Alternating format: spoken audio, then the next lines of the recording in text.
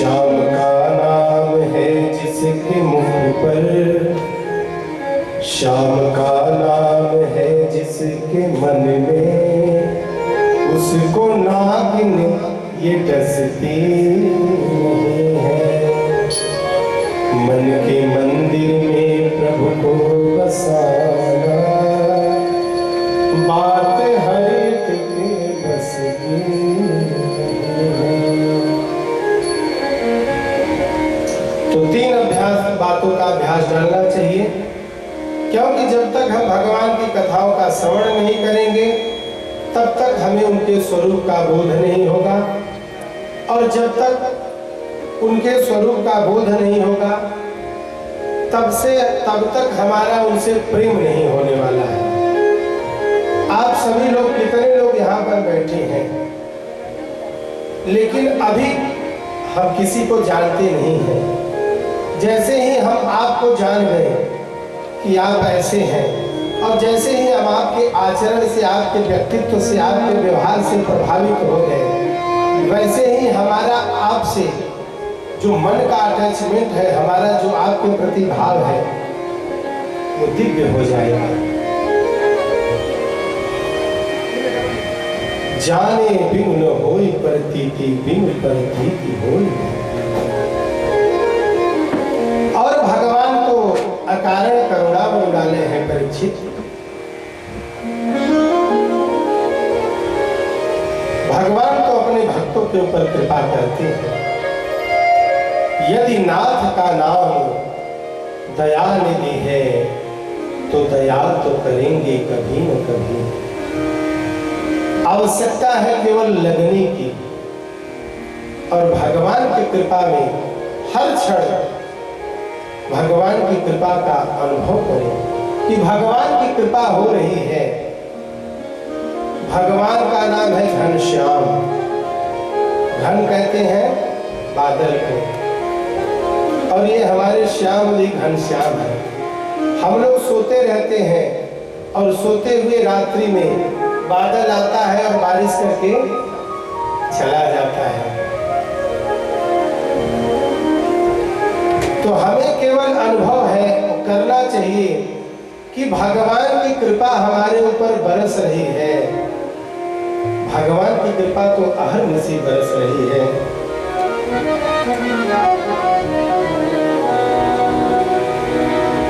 यदि नाथ का नाम दयानिधि है तो दया तो करेंगे कभी न कभी। यदि नाथ का नाम दयानिधि है तो दया तो करेंगे कभी न कभी। हरि हरि दुख हरि हरि दुखिया जन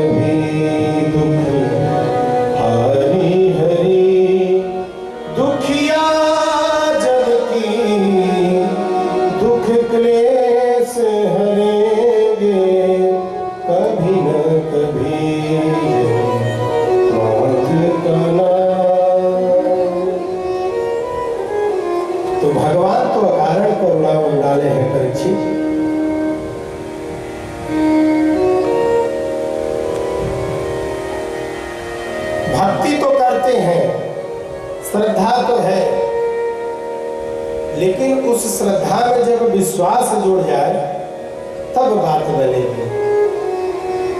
या ध्यान बिना न पश्यन्ति श्रद्धा विश्वास रूपेण। मंदिर तो जाते हैं, खूब भोग लगाते हैं, खूब दिव्य श्रृंगार करते हैं, श्रद्धा तो है हमारे मन में, लेकिन विश्वास कितना है? बस उस विश्वास को बढ़ाना है, उस विश्वास को बढ़ाना है। और विश्वास था प्रहलाद जी के मन में, किस खंभे में भी भगवान है, तो भगवान प्रकट हो गए। प्रेम के प्रकट हो ही में जाना, भगवान तो हर जगह है। हरि व्यापक सर्वत्र समाना, प्रेम के प्रकट हुई में जाना। भगवान तो हर जगह है, रोम रोम में है, जड़ में है, चेतन में है। प्रकट कैसे होंगे? केवल हमारा भाव पुष्ट हो जाए, हमारा विश्वास बन जाए कि यहाँ पर ठाकुर जी है।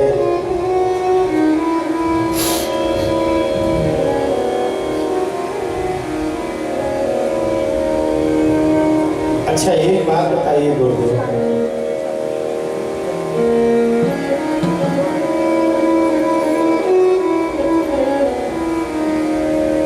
भगवान का ध्यान कैसे करें? थोड़े समय के लिए ध्यान करते हैं तो मन इधर उधर चला जाता है, शरीर में घुटनों में दर्द होने लगता है। तो क्या हम लोगों का वैष्णव का कल्याण नहीं होगा? उसकी विधि क्या है? परमहंस से श्वासों पर नियंत्रण पाइए प्राणायाम के द्वारा, क्योंकि जब हमें क्रोध आता है तब हमारे सांसें गर्म हो जाती है, क्योंकि मन से सांसों का बहुत बड़ा अटैचमेंट, बड़ा गहरा संबंध होता है। तो श्वासों पर नियंत्रण पाना चाहिए कुंभक रेचक प्राणायाम के द्वारा। उसके बाद संसार से असंग हो जाइए, अपने इंद्रियों पर विजय प्राप्त करिए और स्थूल में और सूक्ष्म में हर जगह भगवान के स्वरूप का दर्शन करिए। जिता सरो जित श्वासो जित संगो जितेन्द्रियः स्थूले भगवतो रूपे मनः संधारये धीरा।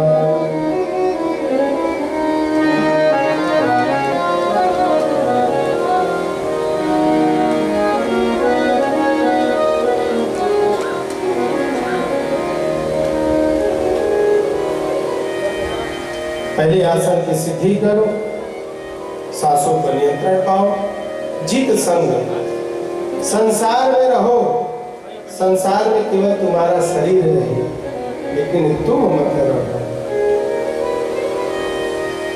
हम तालाब में जाते हैं स्नान करने, डूबता कौन है? जो जल में रहता है वो नहीं डूबता है, जिसके अंदर जल भर जाता है वो डूबता है।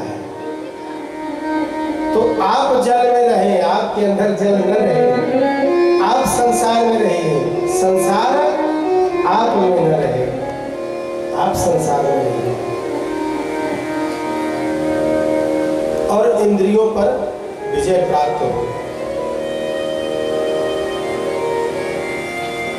जब आंख बंद करें तो केवल बांके बिहारी के स्वरूप का दर्शन हो। ऐसा ध्यान करिए कि हमारे सामने ठाकुर जी सुंदर मुकुट धारण करके वैजयंती की माला पहने हुए, कौस्तुभ मणि उनके गले में है और उनके अधरों पर मुरली है, बंसी का वेणु का निनाद कर रहे हैं, अपनी तिरछी चितवन से निहार रहे हैं, मधुर मधुर मुस्कान से उनका दिव्य स्वरूप शोभायमान हो रहा है। जब ध्यान करें तो ये जो कान है बाहर के शब्द को न सुने, अंदर ही भगवान के भजन को सुने। शरीर का एक एक अंग भगवान की सेवा में लगे।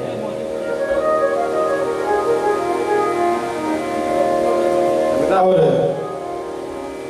ये जो 4 वर्ण है ये भगवान के श्री अंग हैं। जो मुख है वो ब्राह्मण, जो भुजाएं हैं वो क्षत्रिय, और जो उदर है वो वैश्य, और जो चरण है वो शूद्र। एक दूसरे के बिना किसी का काम नहीं चलने वाला।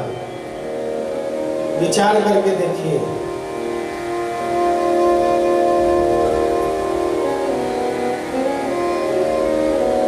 आपके आंख पर, आपके चेहरे पर कहीं से चोट लगने वाला हो तो आपका जो हाथ होता है सबसे पहले चेहरे पर आता है। सोचना नहीं पड़ता, कोई आकर के आपको समझाएगा नहीं, उसको आदेश नहीं देना पड़ता है, क्योंकि ये जो हाथ है ये क्षत्रिय है, ये तीनों वर्णों का रक्षा करता है। आपके शरीर के किसी भी अंग में चोट लगना रहेगा तो हाथ अपने आप पहुंच जाता है। ये क्षत्रिय है, इसका कार्य है। और ये शरीर के जो 3 अंग हैं, भुजाएं, उदर और चरण, इनको आदेश कौन देता है? मुख, ब्राह्मण। जा रहे हैं, सामने खड्डा है, अगर ये आपका दिमाग आदेश न देता खड्डे में चले जाएंगे। तो तीनों वर्णों को कौन संभालता है? ब्राह्मण। धर्म का उपदेश करके, नीति का उपदेश करके। और उसके नीचे क्या है? उदर। इससे तीनों वर्णों का भरण पोषण होता है। यदि आप कुछ खाएं और पेट मना कर दे, भूख हड़ताल कर दे कि भैया कुछ भी मुंह में डालो, मैं नहीं लेने वाला, तो क्या आपका शरीर सुचारू रूप से चलने वाला है? न तो दिमाग काम करेगा, न तो हाथ पैर काम करेंगे, न तो कुछ काम करेगा। और आप कितने भी बुद्धिमान रहो, आप कितने भी बलवान रहो, आपका उदर कितना भी अच्छा हो, यदि अगर पैर हड़ताल कर दे तब तो कहीं आ जा पाओगे? जहां बैठे हो बैठे ही रह जाओगे। तो ये जितने भी वर्णाश्रम की व्यवस्था है, ब्राह्मण, क्षत्रिय, वैश्य, शूद्र, हर एक को एक दूसरे की परम आवश्यकता है। लेकिन अब वर्णाश्रम व्यवस्था ध्वस्त हो चुकी है। अब कोई कुछ भी कर रहा है, अर्थ युग आ गया है। कितनी सुंदर व्यवस्था है हमारे भगवान की। प्राणी की मूलभूत जितनी भी आवश्यकताएं हैं भगवान ने दी हैं। लेकिन होता क्या है, हमारी जितनी आवश्यकताएं बढ़ती हैं हमें उतना आविष्कार करना पड़ता है। जब दांत नहीं तब दूध दियो, जब दांत दिया तो अन्न भी देगा। जरा विचार करके देखिए,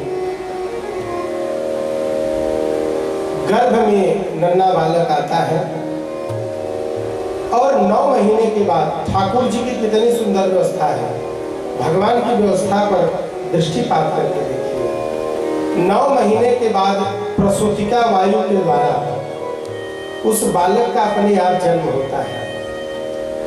बेचारे के मुंह में दांत नहीं है, खाएगा क्या?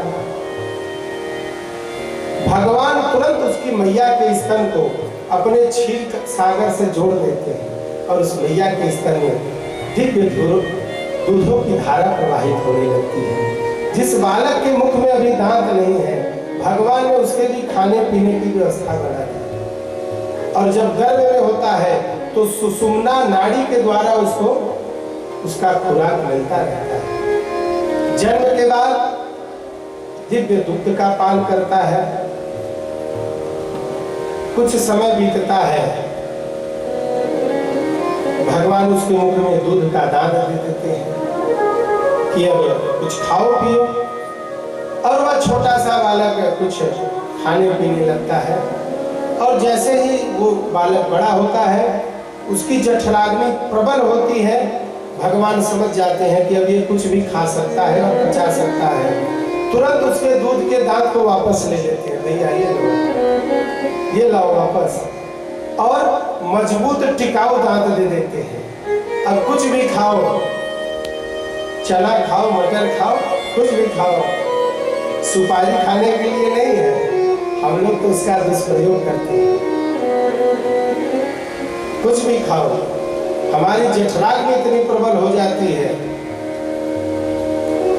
और एक उम्र के बाद जब हमारी जठराग्नि कमजोर हो जाती है, हम कुछ पचा नहीं पाते, तो भगवान ने मन में विचार किया कि दांत रहेगा तो कुछ भी खाएगा, पेट हो जाएगा खराब, तो हमारे आपके दांत को वापस ले लेते हैं और सतुआ घोल के पियो और भगवान का भजन करो। लेकिन बारे हम भी चश्मा लगा लेंगे, डाई कर लेंगे, नकली दांत लगा लेंगे, कब तक बने रहोगे जवान? प्रकृति के द्वारा जो आपको वास्तविक मूल स्वास्थ्य मिलता है, वैसी व्यवस्था हम कभी नहीं कर पाएंगे। हर महीने चश्मे का नंबर बदलना पड़ेगा। भगवान ने ये जो दिव्य अंग दिए हैं, इनको हम समझें।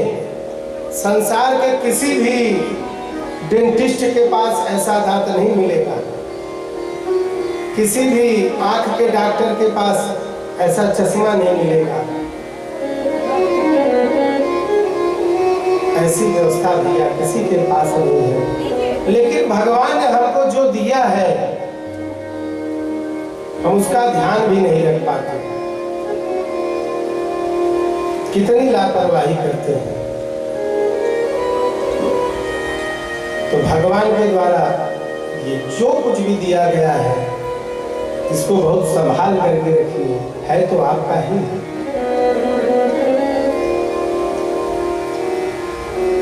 और खूब भगवान का भजन करिए। जब आप स्वस्थ रहेंगे तो आपका मन स्वस्थ रहेगा, तब आप भजन कर पाएंगे।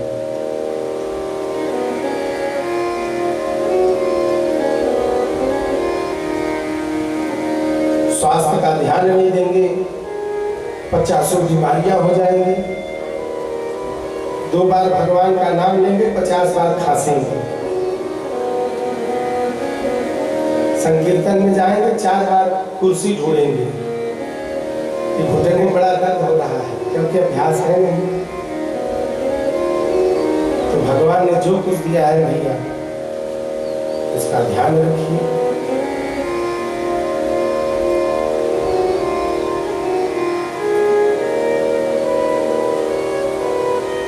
हमारे आपके जीने के लिए मूलभूत जितनी भी आवश्यकताएं हैं भगवान ने दी है। कहीं भी सो जाओ, पृथ्वी को झाड़ करके कहीं भी सो जाओ, इतना बड़ा बिस्तर है महाराज। अब किसी को तकिया के बिना नींद नहीं आता, तो इतनी सुंदर सुंदर भुजाएं हैं, भुजाओं का तकिया लगा दो। खाने के लिए कंद मूल दिए हैं, इतने सुंदर सुंदर फल हैं। कभी हलवा खाने का मन करे तो केला खा लो।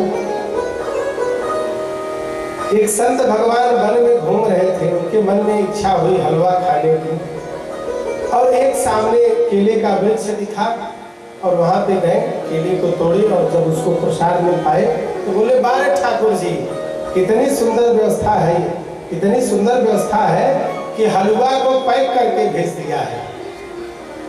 तो ये जो केला है, ये संतों का हलवा है, ठाकुर जी ने पैक करके भेजा है, बनाने की कोई आवश्यकता नहीं। सुंदर सुंदर फल खाइए और झरने का मीठा जल पीजिए, और ठंडी बरसात से बचना है तो इतनी सुंदर सुंदर गुफाएं हैं, गुफाओं में रहिए, छाया में रहिए। लेकिन होता क्या है, हमारी आपकी आवश्यकताएं बढ़ रही हैं।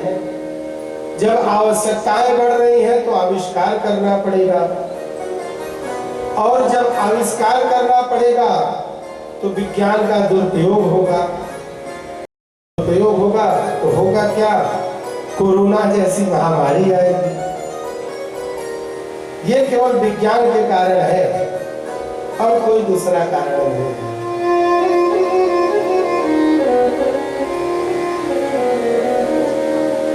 हम सभी लोग साधन से इतने बंध चुके हैं कि हर क्षण पर किसी न किसी साधन की आवश्यकता है। ये जितने भी यंत्र हैं, जितने भी विज्ञान की व्यवस्थाएं हैं, ये हमारे आपके जीवन को सरल बनाने के लिए हैं। अच्छा माताएं जरा एकदम ईमानदारी से बताएंगी, एकदम निष्पक्ष होकर के, एकदम झूठ नहीं बोलेंगे। एक बात बताइए, आप लोग ने कभी न कभी चूल्हे पर खाना तो बनाया होगा गांव में। तो वो जो चूल्हे पर बटोही में आप दाल बनाती थी, क्या उसका स्वाद अब गैस पर आता है, कुकर में आता है? नहीं आता ना।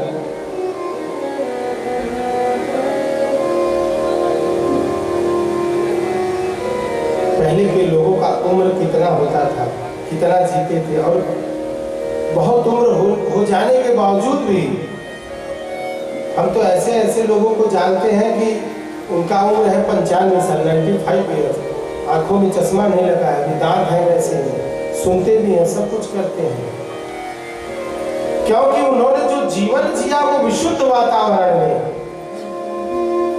और वो कभी साधन की तरफ नहीं गए, वो साधना की तरफ गए।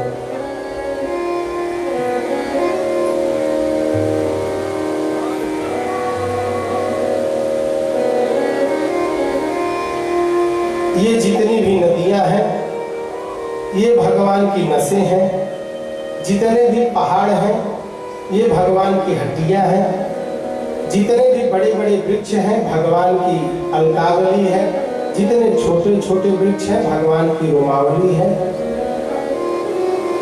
और ये चंद्र और सूरज, ये भगवान के दो नेत्र हैं। इस प्रकार से भगवान के स्वरूप का वर्णन किया। अब श्री सुखदेव जी कहते हैं कि परीक्षित, जो मनुष्य इस मनुष्य देह को पा करके भी भगवान का भजन नहीं करता है, ऐसे मनुष्यों की प्रशंसा पशु भी करते हैं।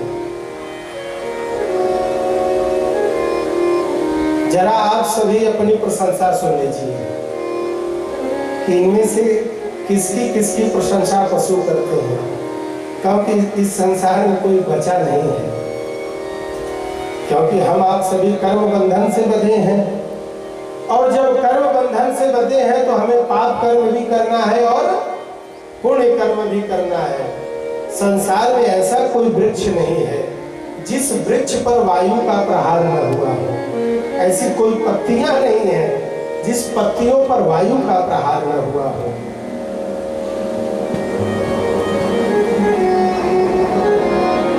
स्ववीरवराहोष्ठर खरे संस्तुतः पुरुष परः, स्ववीरवराहोष्ठर खरे संस्तुतः पुरुष पशु। पहला प्रशंसक है कुत्ता। जब दो मनुष्य आपस में झगड़ा करते हैं, लड़ते झगड़ते हैं, तब जो कुत्ता है देखता है तो कहता है वाह भैया वाह।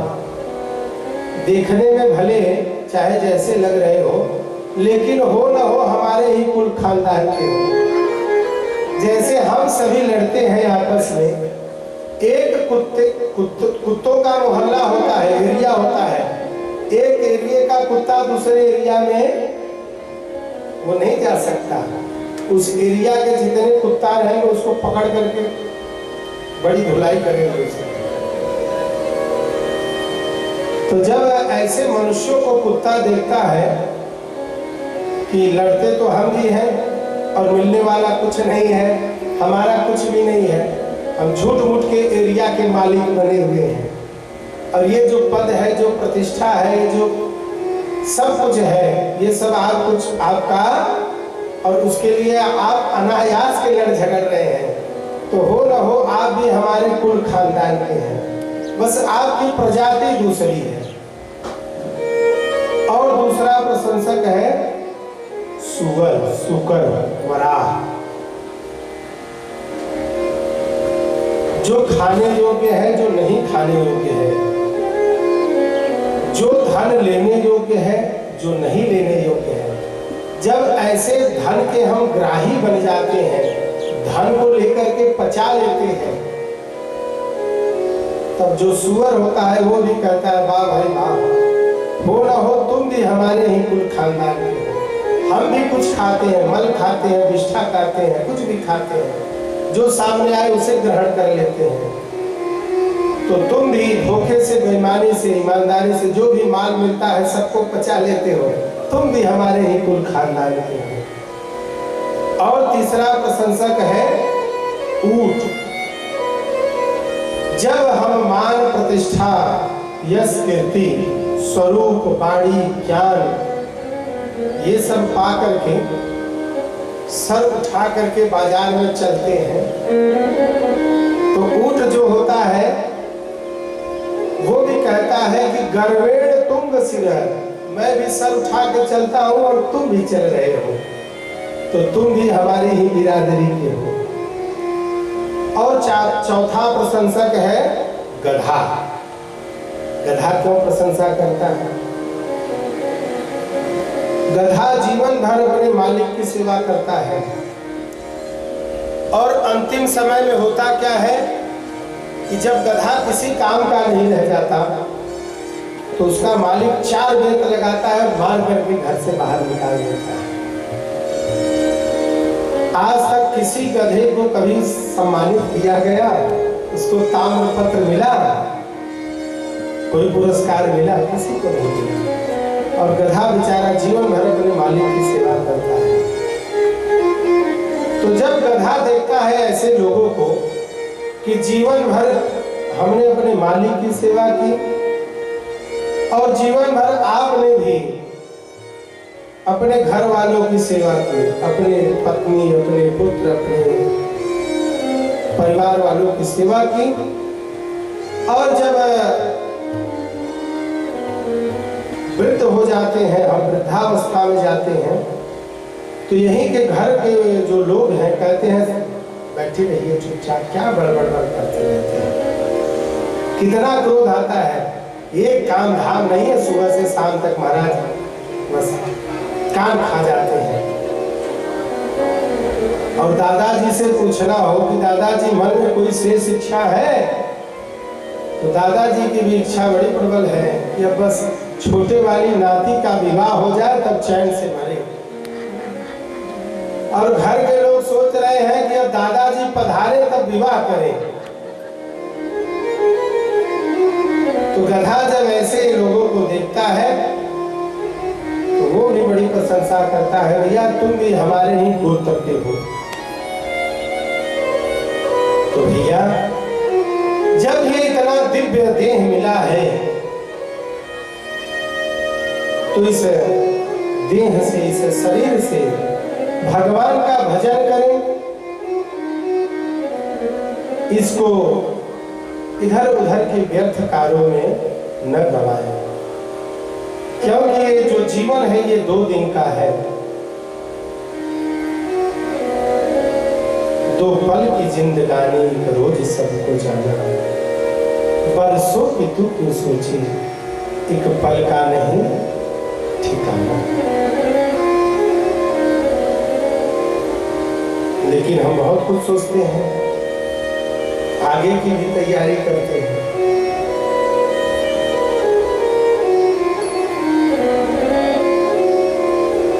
हर व्यक्ति को तैयार रहना चाहिए, क्योंकि एक ऐसी यात्रा है जो यात्रा हर व्यक्ति को करनी है।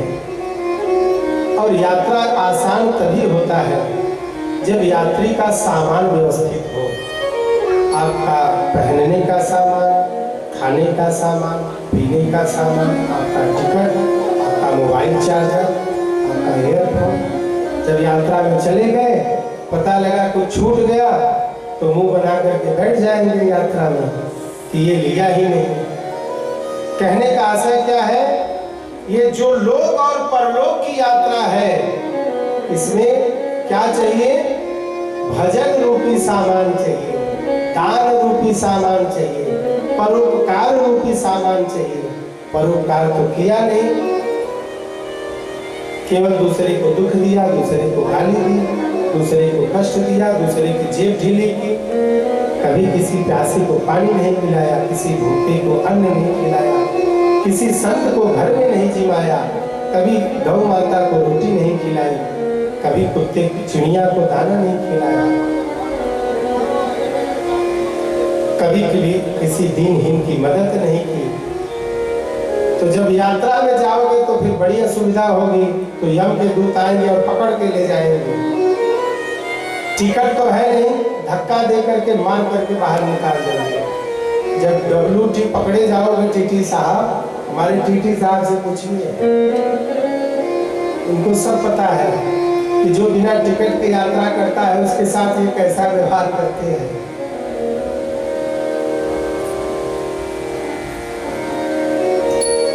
या तो आपका किसी टीटी से बढ़िया संबंध बन जाए, तभी आप बिना टिकट के हैं, तभी आपकी यात्रा अच्छी होने वाली है। जब आपका संबंध बन जाएगा तो आप उनके कृपा पात्र हो जाएंगे। लेकिन संबंध बनेगा कैसे? जब हम भगवान का भजन करेंगे। मृत्यु के देवता से हमारा संबंध कब बनेगा? जब हम उनका भजन करेंगे, उनको याद करेंगे, अपने मन में बिठाएंगे।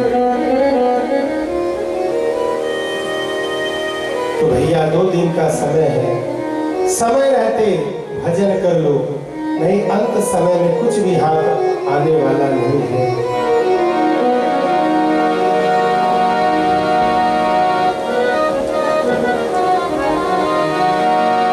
राम नाम की लूट है, लूट सके तो लूट, अंतकाल पछता। कुछ पल की जिंदगानी, एक रोज सबको जाना, बरसों नहीं ठिकाना, बरसों क्यों सोचे, एक पल का नहीं ठिकाना। 2 पल की जिंदगानी, एक रोज सबको जाना, बरसों की तू क्यों सोचे, एक पल का नहीं ठिकाना। कुछ पल की जिंदगानी।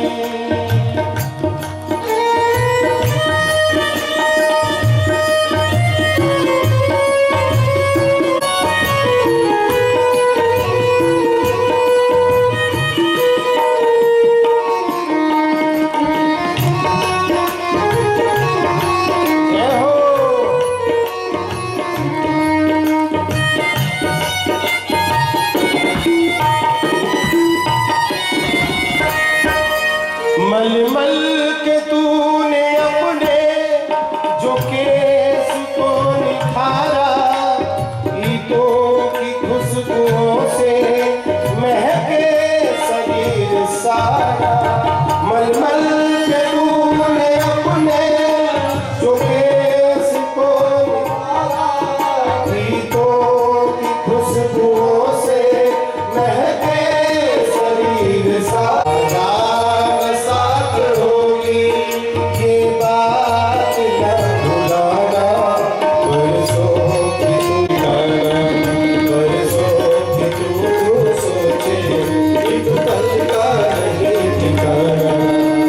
पल की जिंदगानी, सोचे एक पल का नहीं ठिकाना, बरसों की तू सोचे, एक पल का नहीं ठिकाना।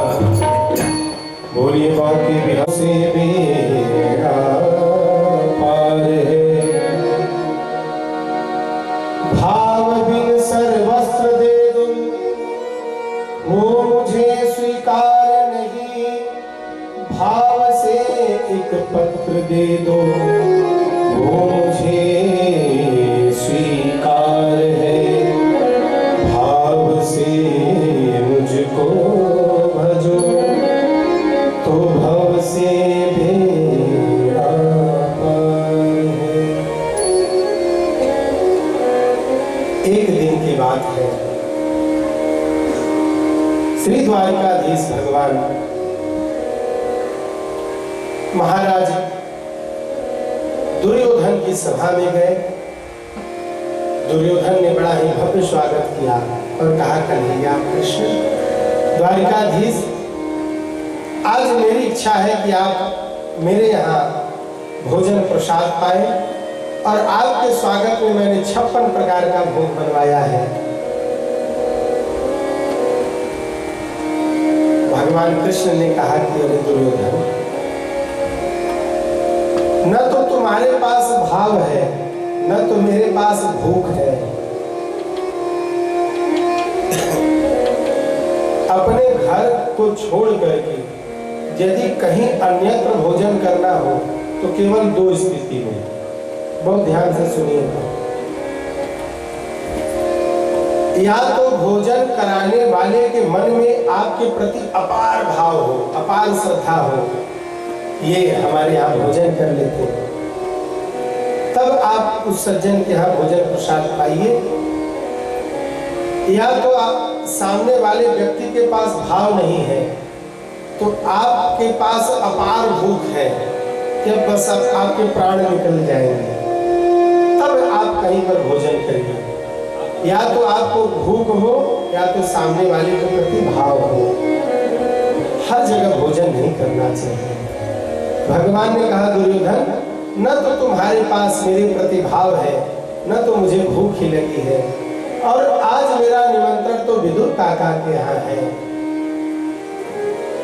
विदुर जी को पता लगा कि कन्हैया आज मेरे यहाँ आने वाला है। भागे भागे गए विदुर जी, अरे विदुरानी सुनती हो, आज श्याम सुंदर कन्हैया आने वाला है, मैंने सुना अपने इन कानों से। तो स्वामी घर पे तो कुछ है नहीं, ऐसा करिए आप जाइए बाजार से कुछ लेकर के आइए। अच्छी कहते हो, अच्छी बात है, मैं अभी जाता हूँ बाजार से कुछ लेकर के आता हूँ, और तू घर आंगन को ठीक कर दे। मैं अभी गया और तुरंत आया, क्योंकि कन्हैया आ रहा होगा। अब इधर विदुर काका प्रसन्न मन से बाजार को चले गए माखन मिश्री लाने के लिए। इधर विदुरानी काकी स्नान कर रही थी कि आज कन्हैया आएगा, आज कन्हैया का दर्शन मिलेगा, आज श्याम सुंदर का दर्शन मिलेगा, आज हमारे भाग्य उदय होंगे। भगवान तो कृपा के सागर है। भगवान पहुंच गए और जाकर के दरवाजे के सागर को खटखटाया। अरे काका जी, काकी। और जैसे ही विदुरानी काकी ने सुना कि कन्हैया आ गया है, स्नान कर रही थी, उनको अपने देह का भी सुध नहीं है कि वो कैसे वस्त्र को पहनी है। भागी भागी गई किवाड़ को खोलने के लिए। कन्हैया ने अपने पीताम्बरी को तुरंत काकी के ऊपर डाल दिया, भागी भागी गई, दिव्य वस्त्र धारण करके आई। आज विदुरानी जी को समझ में नहीं आ रहा है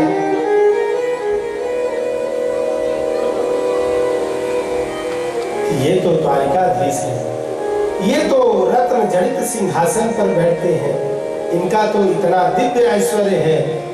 आज मैं अपनी इस टूटी झोपड़ी में इनको कहां पर बिठाऊं? कभी खाट को लेकर के आती हैं, कभी एक चौकी लेके आती हैं, कभी एक पीढ़ी लेकर के आती हैं, और जो पीढ़ा है उसको उल्टा करके ही बिछा देती है। उनको कुछ नहीं पता है कि मैं कैसे स्वागत करूं। केवल भगवान के स्वरूप को देख करके प्रसन्न है कि आज श्याम सुंदर मेरे घर पे आए हैं। आज इस विदुरानी और विदुर के समान इस संसार में किसी का भाग्य नहीं है। अरे बड़ी बड़ी ध्यानी ज्ञानी हजारों वर्ष तक तप करते हैं, तब जाकर के उनको भगवान के स्वरूप का दर्शन मिलता है। आज बारे विदुरानी के भाग्य कि आज श्याम सुंदर स्वयं अपने पैरों से चल करके आए हैं मेरे भाग्य को बढ़ाने के लिए। क्या करूं कन्हैया, काकी बड़ी जोर की भूख लगी है, कुछ खाने के लिए है तो लेकर के आओ। विदुरानी काकी घर में भागी भागी गई, पूरे घर में ढूंढ रही है कुछ खाने को नहीं है। केला था, कदली फल लेकर के आई और श्याम सुंदर के सम्मुख बैठ गई और एक एक फल को छील छील करके भगवान को खिला रही है। भगवान खा रहे हैं। आज भगवान श्याम सुंदर विदुरानी काकी को देख रही है। विदुरानी जी भगवान श्याम सुंदर को देख रही है। नेत्र सजल है, कंठ अवरुद्ध है, झरझर नेत्रों से आंसू गिर रहे हैं।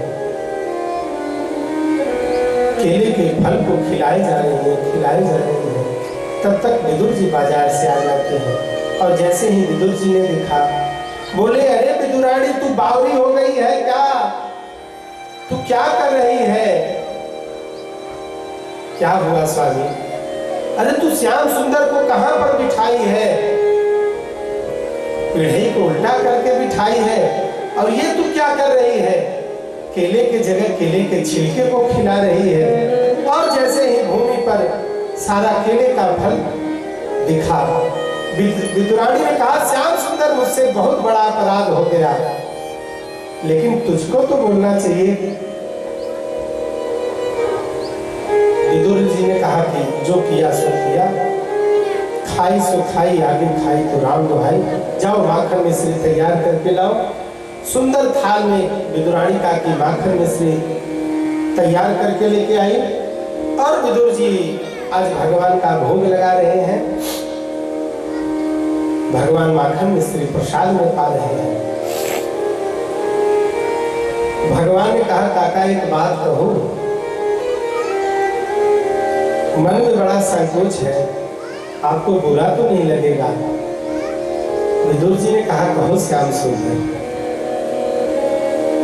अरे जिस क्षण की प्रतीक्षा थी मुझे, मैं इतने दिन से सोच रहा था कि श्याम सुंदर कब आएगा मेरे घर पे। बोलो क्या बोलना है?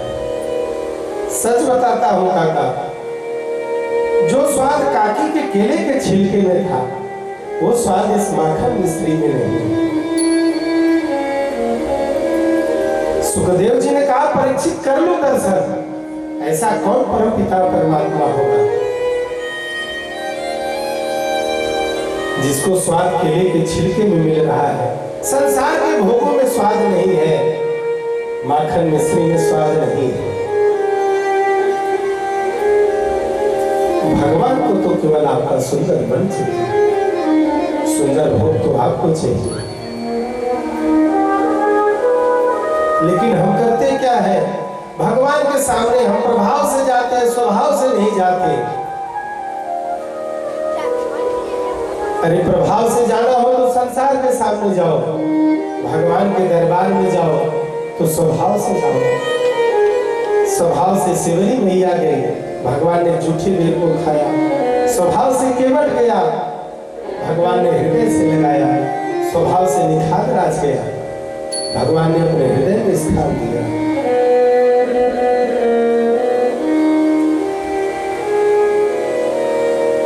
लेकिन हम करते क्या है?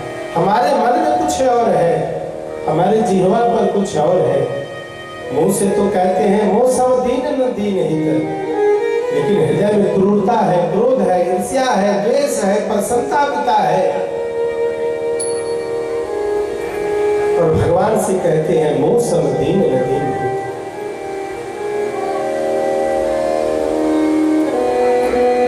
दर्शन कर लो परीक्षित, ऐसा कौन दीन बंधु दीनानाथ होगा? ऐसा कौन भक्तवत्सल होगा?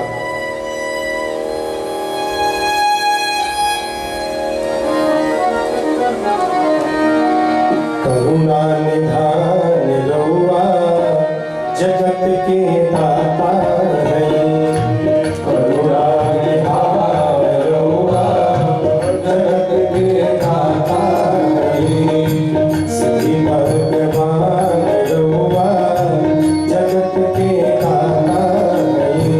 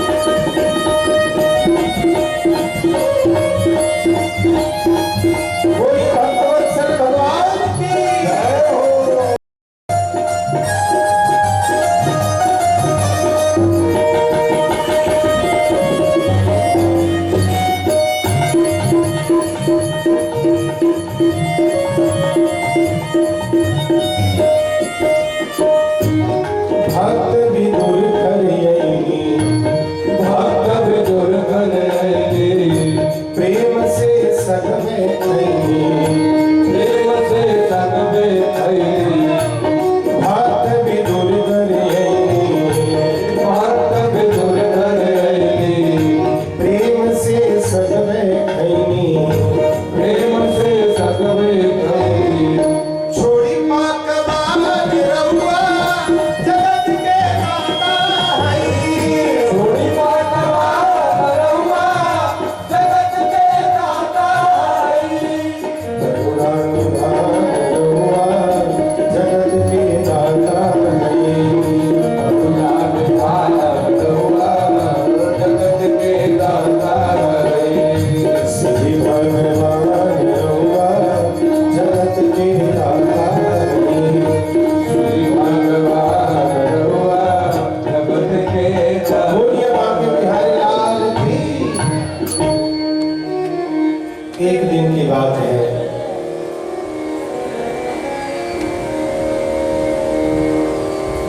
इधर हस्तिनापुर के सभा में महाराज धृतराष्ट्र राज सिंहासन में बैठे हुए। विदुर जी ने कहा कि महाराज, ये जो आपका पुत्र दुर्योधन है, यश की कीर्ति में दाग लगा रहा है, ऐसे पुत्र का त्याग कर देना चाहिए।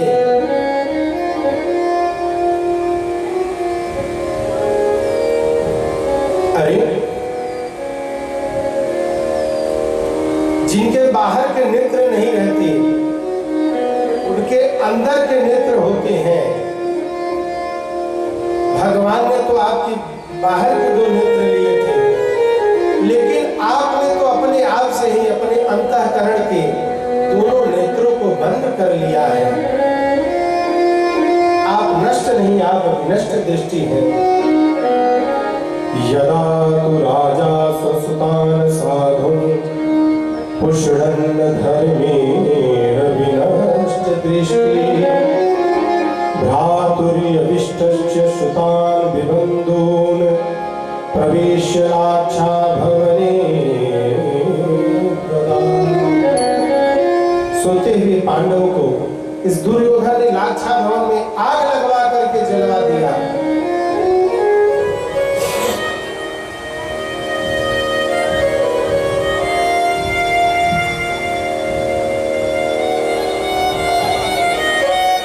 बाहर की आंखें तो नहीं है, लेकिन जो अंदर की दो आंखें हैं, ज्ञान विराग नयन उर्गाई,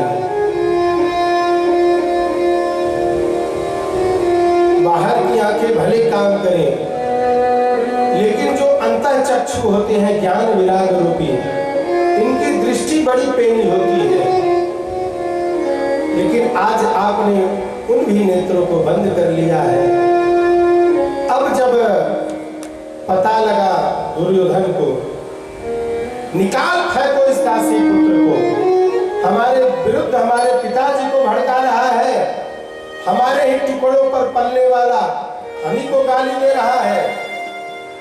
विदुर जी ने कहा कि दुर्योधन, ऐसे पद प्रतिष्ठा की मेरे मन में कोई लालसा नहीं है, मैं स्वयं त्याग पत्र दे देता हूँ।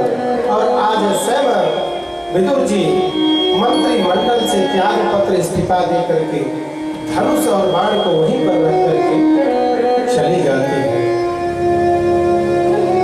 सुखदेव जी कहते हैं कि परीक्षित, आज ऐसा लग रहा है कि मानो विदुर जी सारे कौरवों के पूर्ण लब्ध को ही लेकर के जा रहे हैं। स्वयं धनुर्द्वार निधाय माया गतव्यतो यया दुर्मानयान सनिर्गतः कौरव पुण्य लब्धो गजाह्याकेत पदा। जिस प्रकार से रावण ने विभीषण जी का त्याग किया और आज विभीषण जी जब जाने लगे तो सारे लंका वासियों के आयु का हरण करके लेके जा रहे हैं। ठीक उसी प्रकार से विदुर जी जब जाने लगे तो मानो आज सारे हस्तिनापुर के लोगों का पुण्य लब्ध लेकर के जा रहे हैं। हंसी कहीं चला विभीषण जब ही, हंसी कहीं चला विभीषण जब ही, हंसी कहीं चला विभीषण जब ही, हंसी कहीं चला विभीषण चल रही, हंसी कहीं चला विभीषण जब ही, हंसी कहीं चला विभीषण जब ही। आयुहीन भले सब कबहि, आयुहीन भले सब कबहि, हंस कहीं चला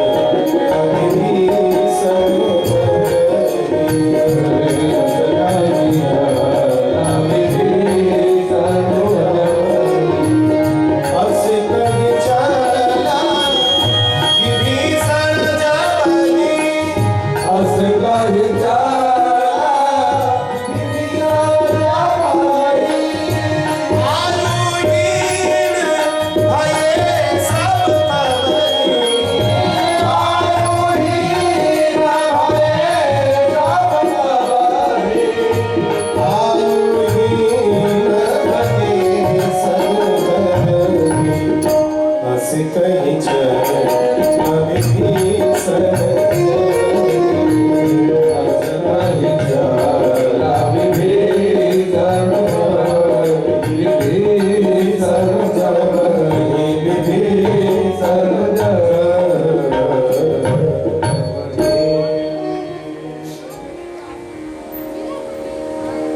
विदुर जी निकले तीर्थ यात्रा पर, उनकी भेंट हो गई उद्धव जी से। उद्धव जी ने कहा कि विदुर जी,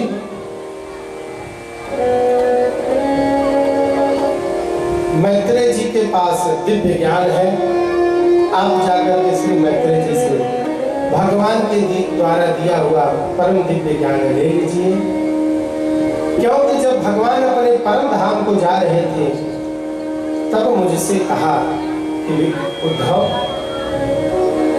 मैंने इस संसार में सबको कुछ न कुछ दिया है, लेकिन एक मेरा किंचन भक्त है विदुर, जिसको मैंने कभी कुछ नहीं दिया। तो मेरे द्वारा दिया हुआ जो दिव्य ज्ञान है वो मैत्रेय जी के पास है, जाकर के मैत्रेय जी से ले लें। विदुर जी ने कहा कि उद्धव जी, जिन परम पिता परमात्मा का नाम लोग अपने जीवन के अंतिम क्षणों में लेते हैं, जन्म जन्म मुनि जतन कराही, अंत राम कहे आवत नहीं। आज वो परम पिता परमात्मा श्याम सुंदर अपने स्वधाम गमन के समय इस विदुर को याद करते गए हैं। मैं धन्य हूँ, हे प्रभु आप धन्य हैं, आप कृपा के सागर हैं, आप भक्त वत्सल हैं। तो इस समय कहाँ मिलेंगे मैत्रेय जी? मैत्रेय जी इस समय हरिद्वार क्षेत्र में आनंद वन में है और विदुर जी गए हरिद्वार में, उनकी भेंट हुई मैत्रेय जी से। मैत्रेय जी ने आगे बढ़कर के उनका स्वागत सम्मान किया।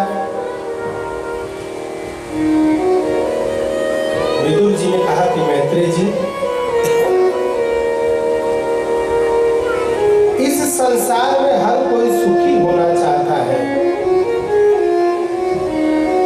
लेकिन सुखी नहीं हो पाता।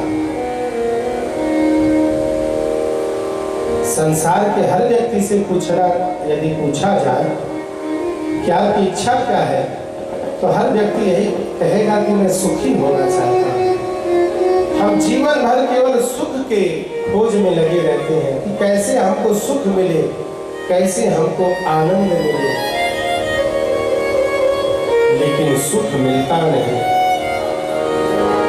सुखाय करवाणि करोति लोको न ते सुखमवान दुपारम वा सुखाय कर्माणि करोति लोको न ते सुख दुआन दुपारम वा।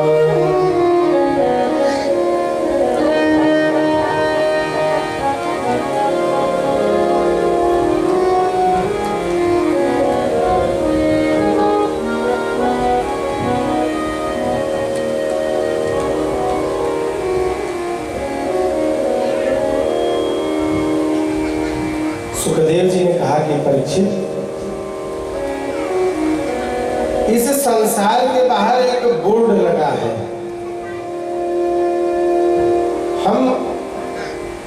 हमें किसी स्थान का ज्ञान कैसे होता है? हम जब बोर्ड को पढ़ते हैं तभी पता चलता है। तो ठीक उसी प्रकार से इस संसार के बाहर एक बोर्ड लिखा है। उस बोर्ड पर लिखा है दुखालयम शाश्वतम। ये जो संसार है ये दुख रूपी है। सबका आलय अलग अलग बना है। यदि पुस्तक चाहिए तो कहाँ जाना पड़ेगा? पुस्तकालय में, लाइब्रेरी में, पुस्तकालय में, अर्थ एक ही है। पुस्तक चाहिए तो पुस्तकालय में जाना पड़ेगा। औषधि चाहिए तो औषधालय में